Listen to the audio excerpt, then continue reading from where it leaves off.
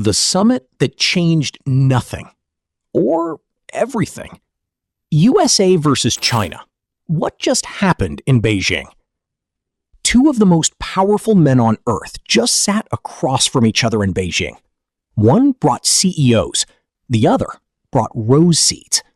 And when it was all over, the world wasn't sure whether to be relieved or worried. This is what really happened at the Trump-Xi summit, and why the answer matters to every American wallet, every global supply chain, and every country watching from the sidelines. This is Stateside Ledger. To understand why this summit was such a big deal, you have to rewind. For the past year and a half, the United States and China have been locked in one of the most aggressive economic standoffs in modern history. Tariffs, counter-tariffs, export bans, sanctions, the whole playbook. Average U.S. import duties on Chinese goods hit around 17%, the highest in decades, with rates climbing as high as 110% on select Chinese products. The result? A sharp 36% drop in U.S. imports from China as American companies scrambled to shift sourcing to Vietnam and Taiwan. And China wasn't sitting still either. Beijing retaliated with tariffs of 10 to 15% on American agricultural products, hitting chicken, wheat, soybeans, and dairy, and placed dozens of U.S. firms under export and investment restrictions. Both sides were bleeding. But then, something shifted. The two leaders had already met late last year in South Korea, leading to a thaw in the trade war and sparking hopes of an extended truce. That set the stage for this week's historic face-to-face in Beijing, the most significant meeting between the two superpowers in years. Now, before we get into the substance, let's talk about the show. Because in US-China diplomacy, the show is part of the substance. Trump got the pageantry he craved. Xi welcomed him with military honors, flag-waving children, a gift of rose seeds, and a toast to his health. Trump praised China as a beautiful place and called Xi a great leader. Bloomberg.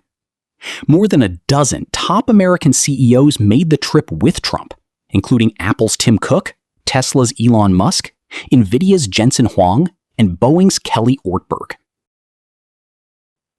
That's not just a trade delegation. That's a statement. A signal that American business, the people who actually move money, wanted a seat at this table. But here's the question everybody was asking. Was all this warmth real? Or was it just theater? Let's talk about what actually came out of this summit, because this is where things get interesting. The headline deal. China agreed to purchase 200 Boeing jets. Trump, being Trump, called it a win. But context matters here. Trump had floated the number 500 before the trip, and the last big Chinese order with Boeing was back in 2017, when China bought 300 planes.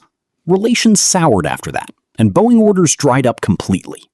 So 200 jets is progress, but it's not the grand reopening of the Chinese market that Summit hoped for. Boeing shares actually fell 4% on Wall Street after the announcement. The second big win came in tech.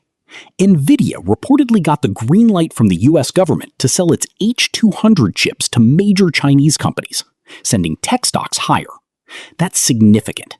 These are high-performance AI chips. The US had restricted their sale to China as part of a broader tech war.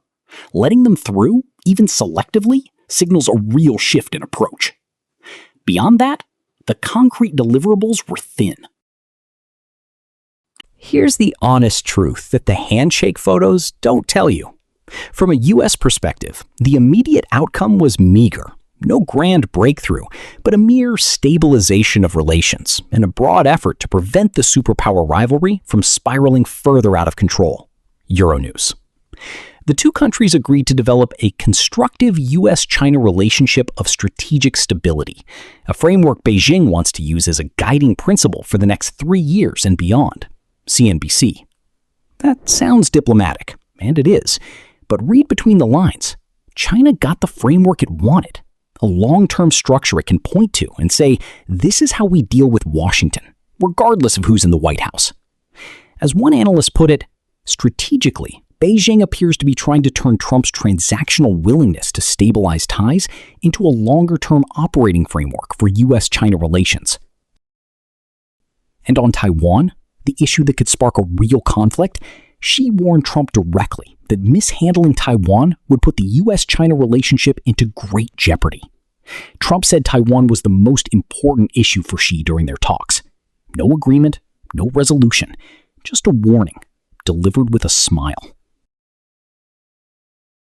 So what does all this mean for America? For you?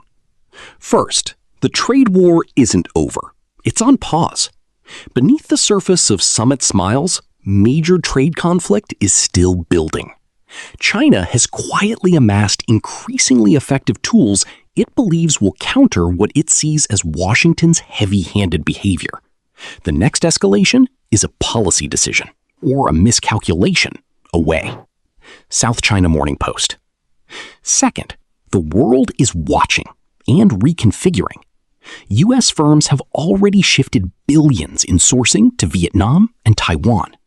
Meanwhile, China rerouted its exports to Europe, Africa, and other partners. The old globalized supply chain, built on cheap Chinese manufacturing flowing into American stores, is not coming back. The question is what replaces it, and who wins that new structure? Zeno.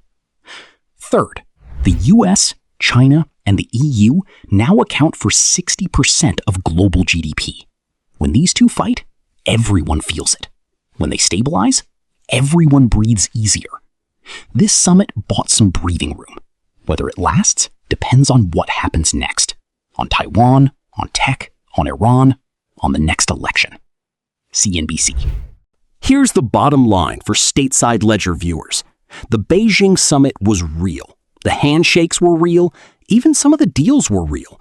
But the underlying competition between the United States and China over technology, over trade, over global influence, that is also very real. And it didn't get resolved in 2 days in Beijing. What we got was a timeout, a moment where both sides decided that an open collision wasn't in their interest right now. That's not nothing. In geopolitics, sometimes not escalating is the win. But the clock is ticking. Tariffs could surge again by late 2026. Taiwan remains a flashpoint, and the race for AI dominance is only accelerating. The question isn't whether this rivalry is real. It is. The question is whether the two most powerful nations on Earth can manage it before it manages them. This is Stateside Ledger. If you found this useful, subscribe, because this story is far from over.